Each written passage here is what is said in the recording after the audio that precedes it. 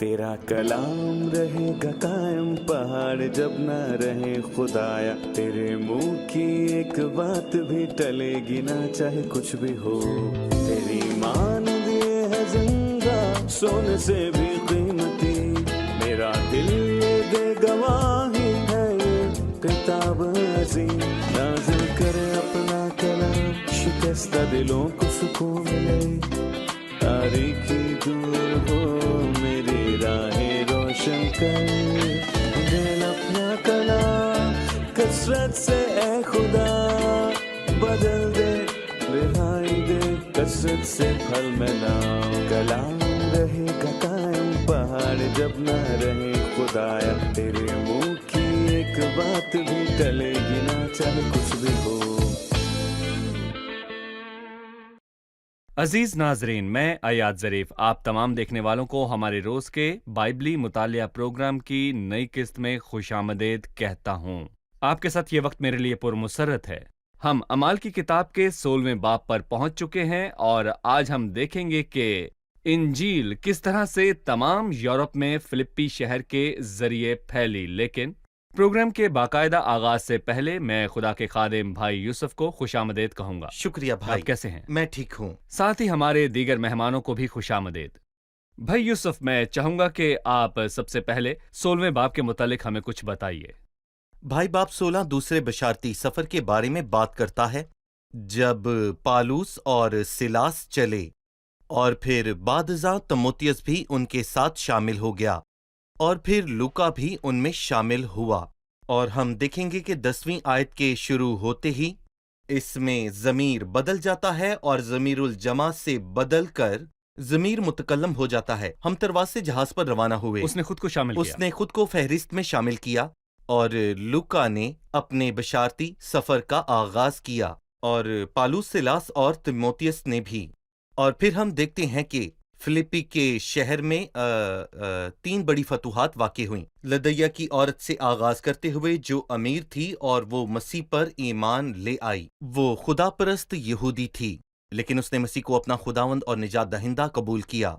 फिर खुदावंद ने एक लौंडी को निजात दी जिसमें गैबदान रूह थी। उसने उसे बुरी रूह से निजात दी जो उसके अंदर थी, लेकिन इससे पालूस और सलास के लिए मुश्किलें खड़ी हो गईं। उन्हें इस काम के नतीजे में कैद खाना में डाला गया, लेकिन खाने वाले के मुंह से खाना और जबरदस्त के मुंह से मिठास निकली। जब फिलिप्पी कैद खाने का दरोगा एक भौंचाल से बचा लिया गया, वो खुद को मारने वाला था, लेकिन पालूस ने बुलंद आवाज से पुकारा, अपने ताई नुकसान ना पहुंचा, और कलाम के वसीले उससे हम कलाम हुआ और उसने निजात पाई और उससे फौरन ही बपतिस्मा दिया गया और उसके सारे घराने समेत फिलिप्पी में एक नई शानदार कलीसिया का कयाम हुआ। भाई यूसुफ, आपने शुरुआत में हवाला दिया था कि 16वां बाब दूसरे मिशनरी सफर का आगाज है, लिहाजा बताइए कि इस सफर के मरकजी पड़ाव कौन कौन से हैं। पालूस रसूल का दूसरा मिशनरी सफर 50वें साल से तकरीबन 52वें साल तक जारी रहा।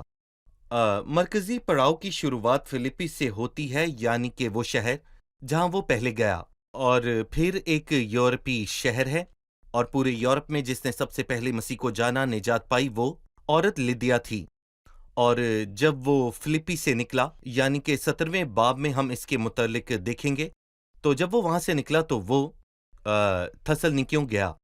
उसने वहां जबरदस्त मुनादी की, लेकिन ईजा रिसानी की वजह से वो वहां से जल्द निकल गया।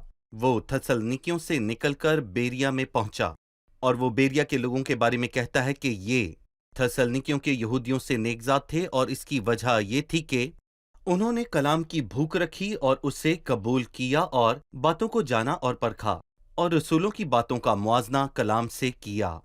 वो बेरिया से निकलकर एथन को गया और वहां बाबरकत खिदमत को सर अंजाम दिया, जो 17वें बाब में दर्ज है, लेकिन लगता है इसके नताइज थोड़े ही थे। वो कोई इतने ज्यादा नहीं बल्कि थोड़े ही थे। और एथन से निकलकर वो करंथियों को गया, जिसे हम 18वें बाब में देखेंगे। और हम ये कह सकते हैं कि सबसे शानदार खिदमत करंथस में की गई थी, और खुदावंद ने उससे कहा कि वहां मेरे बहुत सारे लोग हैं। सो वो वहां गया और तवील अरसा वहां रहा, और फिर कुछ अरसा इफसस में गुजारा। वो 1.5 साल करंथस में रहा اور یہ تقریباً اس کے سفر کا آخری عرصہ تھا۔ وہ افسس میں زیادہ دیر نہ رہا، پھر وہ کیسریا کو گیا اور وہاں سے وہ یروشلم کے ایمانداروں کو سلام کرنے کو گیا اور انطاکیہ کو لوٹ آیا، جو کہ پالوس رسول کے سفر کا نقطۂ آغاز تھا۔ فلپی کو جانے سے پہلے 16ویں باب کی شروعات میں جیسا کہ بائبل کہتی ہے، پھر وہ دربے اور لسترا میں پہنچا تو دیکھو وہاں تیموتھیوس نام ایک شاگرد تھا۔ اس کی ماں تو یہودی تھی جو ایمان لے آئی تھی، مگر اس کا باپ یونانی تھا۔ وہ لسترا اور اکنیم کے بھائیوں میں نیک نام تھا۔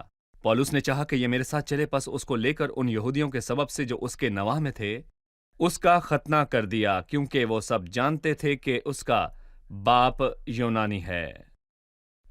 میں چاہوں گا کہ آپ ہمیں بتائیں کہ تیموتھیوس سے اس کی ملاقات کیسے ہوئی۔ پہلی بار تیموتھیوس کے نام کا ذکر یہاں آیا ہے۔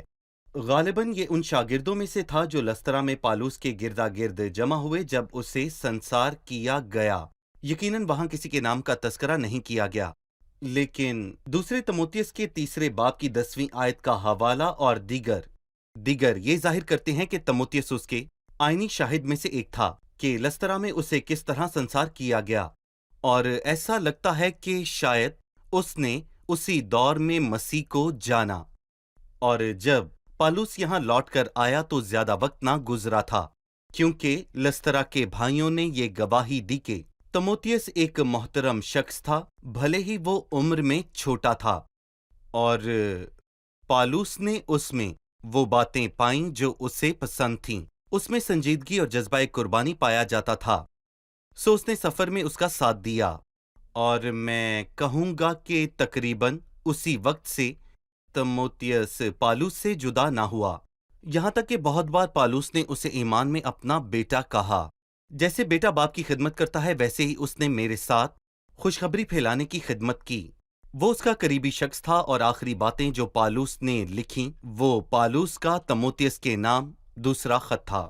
بھائی یوسف، آپ ہمیں پالوس اور تیموتھیوس کے نمونے کے متعلق بتائیں جو کلیسیا میں زمانوں سے چلا آ رہا ہے، کہ پالوس کا بحیثیت ایک بزرگ کیا اثر ہوا اور تیموتھیوس کا ایک جوان شخص کے طور پر کیا اثر پڑا۔ یہ صرف کلیسیا میں نہ تھا، اگر ہم اس سے پیچھے جائیں موسیٰ اور یشوا کے دور میں، اور ایلیا اور الیشا کے دور میں، اور نئے عہد نامے میں ہمیں پالوس اور تیموتھیوس ملتے ہیں۔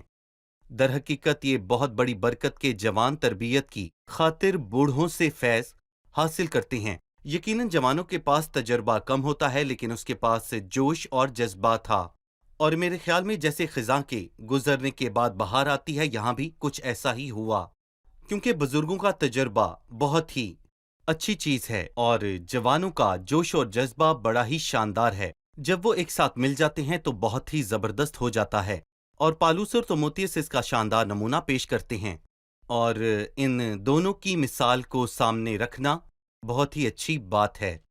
کلام تیموتھیوس کے متعلق بتاتا ہے کہ پالوس نے اسے لے کر یہودیوں کے سبب سے اس کا ختنہ کیا، تو کیا وہ یہودیت کی طرف واپس لوٹ رہے ہیں یا اس کے پیچھے کوئی اور بات ہے؟ نہیں، میرا خیال ہے کہ پالوس غیر ضروری مسائل کو ہوا دینا نہیں چاہتا تھا۔ وہ تیموتھیوس کو اپنے ساتھ یہودیوں کی ہیکل میں لے کر جانا چاہتا تھا، اور اگر تیموتھیوس کسی ہیکل میں نامختون حالت میں جاتا تو یہ بھی مسئلہ تھا، بشارتی کلام سے پہلے ہی مسئلے کھڑے ہو جاتے۔ پالوس ان غیر ضروری مسئلوں سے بچنا چاہتا تھا۔ اس کا ایک مقصد تھا جو میرے خیال میں بہت واضح تھا۔ میں یہودیوں کے لیے یہودی بنا، اور جو لوگ شریعت کے ماتحت تھے میں ان کے لیے شریعت کے ماتحت ہوا، اور جہاں تک اصل حقیقت کو نقصان نہ پہنچے۔ اور جب مسیحی آزادی کی بات آتی ہے تو وہ کہتا ہے کہ تیتس کو ختنے کی ضرورت بالکل بھی نہیں ہے، کیونکہ وہ ایک ایسا مقدمہ لڑ رہا ہے جسے بائبل میں ایک اہم مسئلہ جانا جاتا ہے، لیکن وہ اپنی آزادی کی قربانی دیتا ہے تاکہ غیر ضروری مسئلے جنم نہ لے پائیں اور انجیل روحوں تک پہنچ سکے، اور یہ حکمت کی ایک اعلیٰ قسم ہے۔ لیکن ختنے سے تیموتھیوس پر کچھ اثر نہ ہوا۔ جی ہرگز نہیں۔ ٹھیک ہے، 5ویں آیت میں لکھا ہے، پس کلیسیائیں ایمان میں مضبوط اور شمار میں روز بروز زیادہ ہوتی گئیں، اور وہ فروگیا اور گلگتا کے علاقے میں سے گزرے، کیونکہ روح القدس نے انہیں آسیا میں کلام سنانے سے منع کیا، اور انہوں نے موسیہ کے قریب پہنچ کر بتونیا میں جانے کی کوشش کی، मगर यीशु की रूह ने उन्हें जाने ना दिया। बस वो मूसिया से गुजरकर तरावस में आए, और पौलुस ने रात को रोया में देखा कि एक मुकदनी आदमी खड़ा हुआ उसकी मिन्नत करके कहता है कि बाहर उतरकर मुकदनी में आ और हमारी मदद कर। इसके रोया देखते ही हमने फौरन मुकदनिया जाने का इरादा किया, क्योंकि हम इससे ये समझे कि खुदा ने उन्हें खुशखबरी देने के लिए हमको बुलाया है। लिहाजा वो उस जगह जाना चाहता था, लेकिन रूहुल कुद्स ने उसे मना किया। वो कहीं और जाना चाहता था, लेकिन रूह ने उसे इजाजत ना दी। और इसके बाद उसे मुकदनिया के उस शख्स का इशारा मिला जिसने कहा, हमारी मदद को आ। इसके मुतालिक हमें कुछ बताएं। ये जाहिर है कि पालूस के दूसरे सफर के आगाज में उसने कुछ मुश्किलात का सामना किया और कोई पेशरफ्त ना थी, और कुछ लोग इसकी वजह पालूस रसूल और बरनाबास के दरमियान होने वाले झगड़े को बताते हैं। हो सकता है यही बात हो, लेकिन एक अच्छी बात जो हम यहाँ पर सीखते हैं कि पालूस ने खुद को ना उलझाया और ना ही बात पर इसरार करता रहा जिसे खुदावंद खुदा ना चाहता था, यानी कि लिखा है कि रूहुल कुद्स ने उन्हें बोलने से मना किया। अगर पालूस रसूल खड़ा हो जाता तो क्या वो बोल ना पाता? वो बोल पाता, लेकिन मेरा मतलब ये है कि वो छोटा बच्चा नहीं था, लेकिन उसने किसी ऐसी बात पर इसरार ना किया जिसका हुक्म रूहुल कुद्स ना दे। ये खूबसूरत सबक है जो एक खादिम को सीखना चाहिए। उसे खुदा से इजाजत लेनी चाहिए, और ये एक खूबसूरत असूल है। और अगर आपको अगले कदम के लिए हदायत ना मिले तो बेहतर है कि आप अगला कदम ना लें। खुदावंद की रहनुमाई का इंतजार करें और वो आपको सही मुकाम बताएगा जहां आपको जाना है, लेकिन अपनी मर्जी से चलते ना जाएं और खुदावंद की मर्जी में अपनी सोच की मिलावट ना करें। जब तक कि खुदावंद आपकी रहनुमाई ना करे, आप उसकी रहनुमाई का इंतजार करें। शुक्रिया। हम एक छोटे से वक्फे के बाद फिर हाजिर होंगे। नाज़रीन, एक छोटे से वक्फे के बाद आपसे फिर मुलाकात होगी।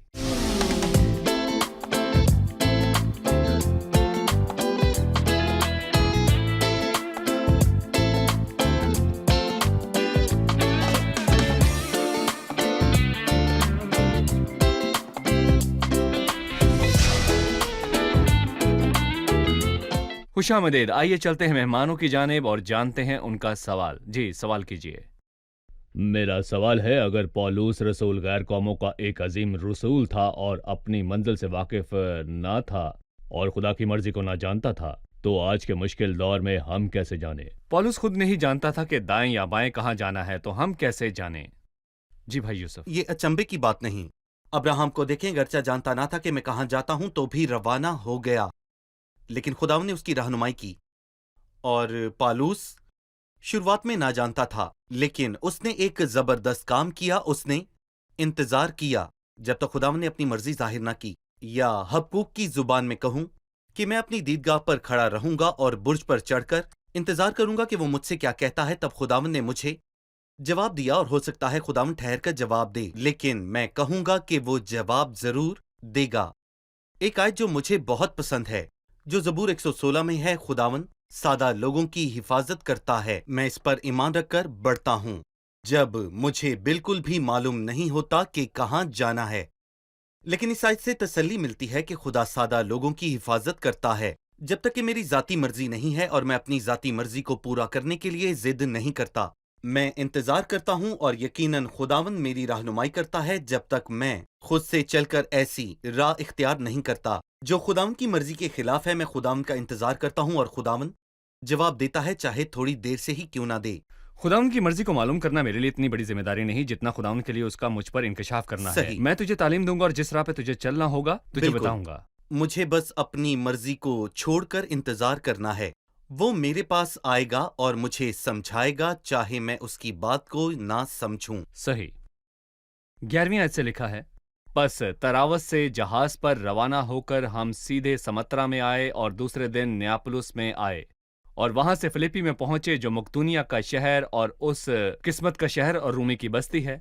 और हम चंद रोज उस शहर में रहे और सब्बत के दिन शहर के दरवाजे के बाहर नदी के किनारे गए, जहां समझे कि दुआ करने की जगह होगी, और बैठकर उन औरतों से जो इकट्ठी हुई थी कलाम करने लगे। और थवाथीरा शहर की एक खुदा परस्त औरत लुदिया नाम किरमस बेचने वाली भी सुनती थी। उसका दिल खुदावन ने खोला ताकि पौलुस की बातों पर तवज्जो करे। और जब उसने अपने घराने समेत बपतिस्मा लिया तो मिन्नत करके कहा कि अगर तुम मुझे खुदावंद की ईमानदार बंदी समझते हो तो चलकर मेरे घर में रहो। बस उसने हमें मजबूर किया। भाई यूसुफ, यूरोप की पहली रूह फिलिप्पों के शहर में जीतती गई। खुदावंद के लुदिया के दिल को खोलने के मुतल्लिक हमें कुछ बताएं। आपने शुरू में हवाला दिया कि वहां 3 रूहों ने निजात पाई, लिदिया ने और उसकी किस्मत का हाल बताने वाली ने, फिर फिलिप्पी सरदार ने। और मैं खूबसूरत बात देखता हूं कि तीनों लोग दुआ के साथ बचाए गए। लिदिया के मुतल्लिक कलाम कहता है, हम शहर के बाहर नदी के किनारे गए जहां समझते थे कि दुआ करने की जगह होगी। जब हम दुआ करने की जगह जा रहे थे तो ऐसा हुआ कि हमें एक लौंडी मिली जिसमें गैबदानी रूह थी। और दरोगे वाली बात में यह हुआ कि आधी रात के करीब पलूस और सलास दुआ कर रहे थे और खुदा की हम्द के गीत गा रहे थे। जहां दुआएं होती हैं वहां रूहें बचाई जाती हैं। कोई रूह दुआ के बगैर जीती नहीं जाती। इसीलिए तिमोथियस हमें ये बताने की बजाय कि ये हमारे मुनज्जी खुदा के नजदीक उम्दा और पसंदीदा बात है, वो चाहता था कि सब आदमी निजात पाएं और सच्चाई की पहचान तक पहुंचें। उसने कहा, मैं सबसे पहले ये नसीहत करता हूं कि दुआएं, इल्तिजाएं और मुनाजातें और शुक्रगुजारियां सब आदमियों के लिए की जाएं। दुआ से शुरुआत करें तो रूहें बचाई जाएं। अगर आप दुआ को नजरअंदाज करते हैं और सोचते हैं कि आप लोगों को बचाने के काबिल हैं तो रूहें जीती ना जाएंगी।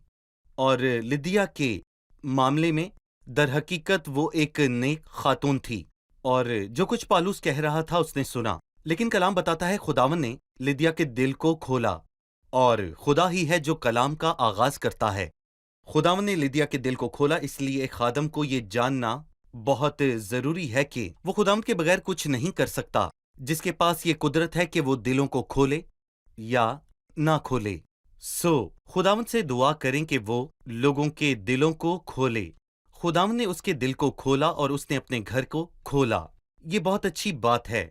मेरा मानना है कि जब पालूस रसूल ने कहा कि खुशखबरी के शुरू में तुम्हारे सिवा किसी कलीसिया ने लेने देने के मामले में मेरी मदद ना की, तुम्हारे सिवा किसी ने ये ना किया। खुशखबरी के शुरू से मुराद वो दिन जब लिदिया ईमान लाई, जिस दिन वो उसके घर में वो गया। उसके घर गया क्योंकि उसने ये जाना कि वो इस शराकत में है, मैं खुदावंत पर ईमान ला चुकी हूँ। तुम मेरे घर क्यों नहीं आते ताकि मैं तुम्हारी खिदमत कर सकूं, चाहे वो पाँव धोना हो या खाना खिलाना हो या फिर ऐसा कोई काम। ये अंजील के कामों में अमली शिरकत है। पर उसने मुनादी ना की मगर मुनादी करने वालों की खिदमत की। और चूंकि वो एक मिसाली शख्सियत और फिलिप्पी के शहर की पहली निजात याफ्ता थी, सो फिलिप्पी शहर के तमाम ईमानदार उसकी पैरवी करते थे। और फिलिप्पी की कलीसिया पालूस रसूल के अखराजात में मदद करने में भी सबसे आगे और नुमाया किरदार अदा करती थी। मेरा ख्याल है भाई यूसुफ, ईमान और अमाल यहाँ वाज़ेह हैं। जी, ईमान लुदिया के दिल में जाहिर हुआ, लेकिन अमाल उसके घर खोलने में जाहिर हुए। अमाल से ईमान की तस्दीक लाजमी है। इसके नतीजे में शहर में हलचल मच गई और हंगामा बर्पा हो गया। हम एक औरत के मुतल्लिक जानेंगे जिसके अंदर गैबदान रूह थी, जिसके बारे में बाइबल 16वीं आयत में कहती है, जब हम दुआ करने की जगह पर जा रहे थे तो ऐसा हुआ कि हमें एक लौंडी मिली जिसमें गैबदान रूह थी।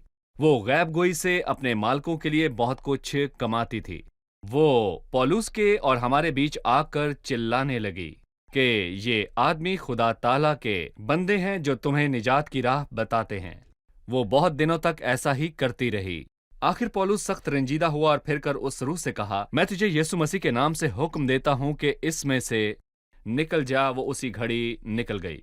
मेरा सवाल है कि क्या ये औरत कुछ गलत कह रही थी? ये तो उनके लिए अच्छा था। ये आदमी खुदा ताला के बंदे हैं जो तुम्हें निजात की राह बताते हैं। पौलुस को गुस्सा क्यों आया और उसने उस रूह को निकल जाने का हुक्म दिया? दरअसल ये काफी देर से खामोश था और शुरुआत से ऐसा ना था, क्योंकि कलाम कहता है कि उसने बहुत दिनों तक ये काम जारी रखा। पालूस रंजीदा हुआ। क्यों? क्योंकि पालूस नहीं चाहता था कि बदरूहें उनकी गवाही दें। वो खुदा की बात और अबलीस की बात में इम्तियाज करना चाहता था, और मेरा ख्याल है वो जो इस मिलावट से खुश था वो था अबलीस के सारी बातों को गड़मड़ कर देते हैं। क्या मसला है? फिरौन ने मूसा से कहा कि अगर तू खुदावंद ही की इबादत करना चाहता है तो इसी मुल्क में कर ले।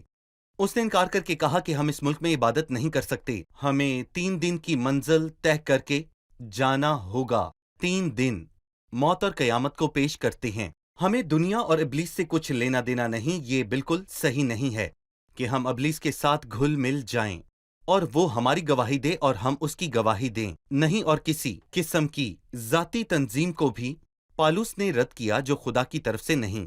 एक वफादार खादिम खुदा को ताजीम और मरकज़े निगाह बनाना चाहता है, ना कि कभी कभार मसीको पर ज्यादातर खुद को। सही। भाई यूसुफ, हम यहाँ पर एक छोटा सा वक्फा लेंगे और वक्फे के बाद हम फिर हाजिर होंगे।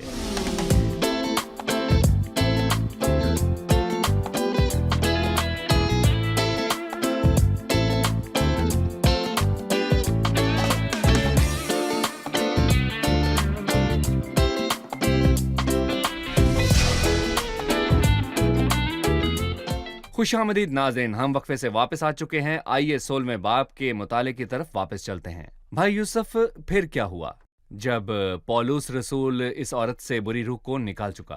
तो फिर इसके बाद ये हुआ कि उसके मालिक उठकर लोगों की और पालूस और सलास की मुखालफत करने लगे, और नतीजा ये हुआ सरदारों ने उनके कपड़े फाड़कर उतार डाले और उन्हें बैंत लगाने का हुक्म दिया, और उन्होंने उनको कैद खाना में डाल दिया। लेकिन पालूस और सलास ने एक जबरदस्त काम किया। आधी रात के करीब पालूस और सिलास दुआ कर रहे थे और खुदा की हम्द के गीत गा रहे थे, और तमाम कैदी सो रहे थे, और बैक वक्त एक भौंचाल आया और उसी दम सब दरवाजे खुल गए और सबकी बेड़ियां खुल गईं। उसी वक्त दरोगा जाग उठा और ऐसा लगता है कि कैद खाने का दरवाजा ऊपर था। उसे इस मुसीबत की खबर हुई कि कैद खाने के दरवाजे खुल गए हैं और बेड़ियां भी खुल गई हैं। उसे लगा कैदी भाग निकले हैं, और रोमी कानून के मुताबिक, जैसा कि हम इमाल के 12वें बाब से सीखते हैं, जब कैदी भाग जाते हैं तो दरोगे को वो सजा भुगतनी पड़ती है जो कैदियों को सुनाई जाती है।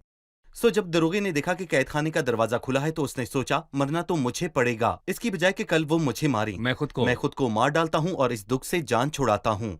वो खुद को मारना चाहता था, लेकिन पालूस ने उसे बड़ी मोहब्बत से बताया, हम सब मौजूद हैं, अपने ताईं खुद को नुकसान ना पहुंचा। वो चराग मंगवाकर अंदर जा कूदा और कांपता हुआ पालूस और सलास के आगे गिर गया। उसने सब पीढ़ियों का सवाल पूछा, सबसे अहम और बड़ा सवाल, ए साहिबो, मैं क्या करूं कि निजात पाऊं? और जवाब सादा और बहुत ही शानदार था, खुदावंद यीशु पर ईमान ला तो तू और तेरा घराना निजात पाएगा। और उन्होंने उसको और उसके सब घर वालों को खुदा का कलाम सुनाया, और उसने रात को उसी घर में और उसी वक्त अपने सब लोगों के साथ बपतिस्मा लिया और उसके हालात बदल गए। भाई यूसुफ, कुछ अजीब सा काम हुआ। आधी रात के करीब पौलुस और सिलास दुआ कर रहे थे और खुदा की हम्द के गीत गा रहे थे। जी, वो कौन सी कुव्वत थी जो उन दोनों से ऐसे मुश्किल और तुंद हालात में दुआ और हम्द करवा रही थी? देखिए भाई, मैं कहूंगा कि उनकी खुशी का मंबा बैरूनी नहीं बल्कि अंदरूनी, ये उनका दिल था। खुशी रूह का फल है। तूने मेरे दिल को उससे ज्यादा खुशी बख्शी जो उनको गल्ले और मैं की फरावानी से होती है। जब खुदा के रूह की हुकूमत होती है तो वो उसको रूह से भर देता है, और उसका हम्द करना कोई अचंभे की बात नहीं। और जब हम रूहुल कुद्स से भरने की बात करते हैं तो इफसियों के 5वें बाब की 18वीं आयत में लिखा है कि आपस में मज़ामीर, गीत और रूहानी गजलें गाया करो। भाई यूसुफ, हमने देखा कि खुदावन ने लुदिया के दिल को नदी के किनारे खोला जी, और उसने कहरंगेज और जालिम दरोगा के दिल को भी खोला, एक भौंचाल के जरिए। खुदा के निजात देने के तरीकों के मुतालिक कुछ बताएं कि खुदा हालात को कैसे इस्तेमाल करता है। खुदा वाकई ही 2 तरीके से काम करता है और इसका इन्हिसार आदमी पर है।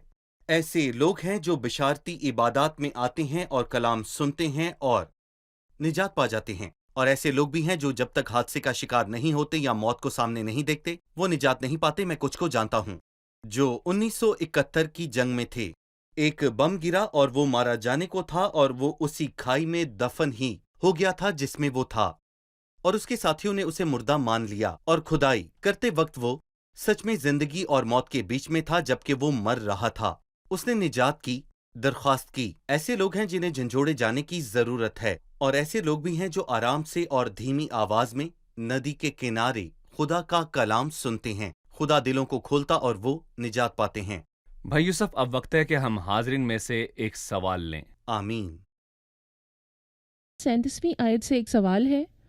انہوں نے ہم کو جو رومی ہے قصور ثابت کیے بغیر اعلانیہ پٹوا کر قید میں ڈالا۔ اس وقت اس کے پاس رومی شہریت ہونے کے باوجود وہ قید خانہ میں کیوں ڈالا گیا؟ اس نے پہلے ہی کیوں نہیں بتا دیا بجائے بعد میں بتانے کے کہ میں رومی شہری ہوں؟ کیا یہ بات کو درد سے اصلاح کرنے کے اصول کے خلاف ہوتی ہے؟ جی بھائی یوسف، کیا کہیں گے آپ؟ دیکھیں، میں کہوں گا کہ اسے ناحق پیٹا گیا اور شاید خداوند نے اسے بتا دیا تھا، کیونکہ ہم جانتے ہیں کہ بعد ازاں اسی وجہ سے دروگے نے نجات پائی، پر وہ نہیں چاہتا تھا اسے خفیہ طور پر چھوڑا جائے، اور یہ سب کچھ اس لیے ہوا تاکہ نئی کلیسیا کو بہت زیادہ مضبوط کیا جائے اور بآسانی اس پر کوئی بھی حملہ نہ کر پائے۔ وہ ان کے وقار کو بلند کرنا چاہتا جی، تھا۔ وقار بلند کرنا چاہتا تھا، اسی لیے اس نے فوجی داری کے حاکموں کو کہا کہ آ کر معافی مانگیں اور ان سے چلے جانے کو کہیں، کیونکہ جو جرم فوجی داری کے حاکموں نے کیا تھا وہ اپنے عہدوں سے ہاتھ دھو بیٹھتے۔ سو گویا پالوس ان پر مہربانی کر رہا تھا تاکہ وہ نومولود کلیسیا کا احسان چکا سکیں۔ وہ فقط پولوس کی وقار ہی کا نہیں بلکہ اس جگہ کی کلیسیا کے وقار کا معاملہ بھی تھا۔ بالکل ٹھیک ہے، جیسے مہمانوں نے ہم سے سوال کیا ہے ہمیں بھی قرض چکانا ہے، تو آئیں لیکن ہم میں بھی چاہوں گا قرض کہ چکا اس سے دیں۔ پہلے ہم ایک اور سوال لیں۔ بتائیے کہ شروعات میں پولوس کا تیموتھیوس کے ساتھ کیا تعلق تھا؟ ہم سمجھتے ہیں کہ پہلی بار بائبل میں تیموتھیوس کا نام اس باب میں آیا جسے ہم نے ابھی پڑھا، لیکن تیموتھیوس ہو سکتا ہے ان شاگردوں میں سے ہو جو لسترا میں پولوس کے سنسار کیے جانے کے بعد اس کے گردا گرد آ کھڑے ہوئے اور وہ اس وقت خداوند سے واقف ہوں۔ پولوس رسول نے دیکھا کہ تیموتھیوس سنجیدہ ہے اور پرجوش جوان ہے۔ اس نے تیموتھیوس کے نام خط لکھا جو اس کا آخری خط تھا۔ پولوس ایک تجربہ کار شخص کا نمونہ پیش کرتا ہے اور تیموتھیوس ایک پرجوش جوان کا نمونہ پیش کرتا ہے۔ وہ دوسرے سفر کے دوران ساتھ ساتھ تھے اور ایک دوسرے سے جدا نہ ہوئے، وہ ایک دوسرے کے مددگار بنے۔ صحیح۔ پولوس جو غیر قوموں کا ایک عظیم رسول ہے اپنی منزل نہ جانتا تھا، کیسے ہو سکتا ہے؟ دراصل یہ کوئی حیرانی کی بات نہیں، ابراہم نکل گیا جبکہ وہ نہ جانتا تھا کہ کہاں جاتا ہے، لیکن جو پولوس رسول نے کیا وہ ہر ایماندار کو کرنا چاہیے۔ اس نے خداوند کا انتظار کیا اور کوئی قدم نہ اٹھایا، بلکہ خداوند کا انتظار کیا اور اس کی رہنمائی میں چلا، جو انسان کو یقیناً مل کر رہتی ہے۔ ہو سکتا ہے خدا ٹھہرا ہو لیکن وہ کبھی دیر نہیں کرتا، وہ ہماری رہنمائی کرتا ہے اگر ہماری اپنی کوئی مرضی نہ ہو، وہ سادہ دلوں کی حفاظت کرتا ہے۔ صحیح۔ آخری سوال جو آپ ہی نے پوچھا تاکہ ہمیں یقین ہو کہ اس کا جواب واضح ہو گیا۔ پولوس نے کس طرح اپنے قانونی حق کا استعمال کیا اور سرکاری معافی کے بغیر وہاں سے چلے جانے سے انکار کر دیا؟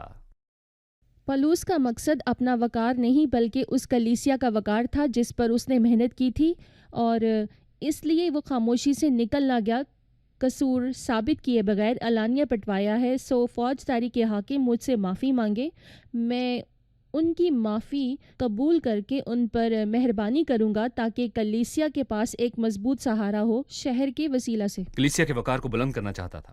بہت شکریہ، خداوند آپ کو برکت دے۔ شکریہ بھائی یوسف، خدا آپ کے برکت ساتھ دے۔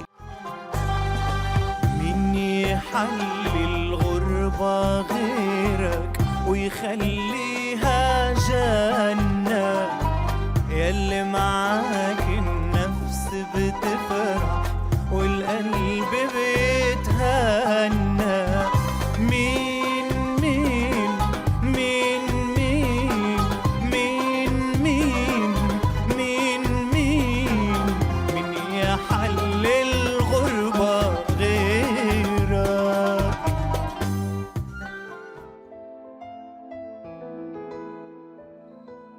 تیرا کلام رہے گا قائم پہاڑ جب نہ رہے خدایا، تیرے منہ کی ایک بات بھی ٹلے گی نہ چاہے کچھ بھی ہو، تیری مان دیے ہے زندہ سونے سے بھی قیمتی، میرا دل یہ دے گواہی ہے یہ کتاب عظیم، نازل کرے اپنا کلام شکستہ دلوں کو سکون ملے، تاریکی دور ہو میری راہیں روشن کر، دل اپنا کلام کثرت سے اے خدا بدل دے، رہائی دے کثرت سے پھل ملاؤ، کلام رہے گا قائم پہاڑ جب نہ رہے خدایا، تیرے منہ کی ایک بات بھی ٹلے گی نہ چاہے کچھ بھی ہو،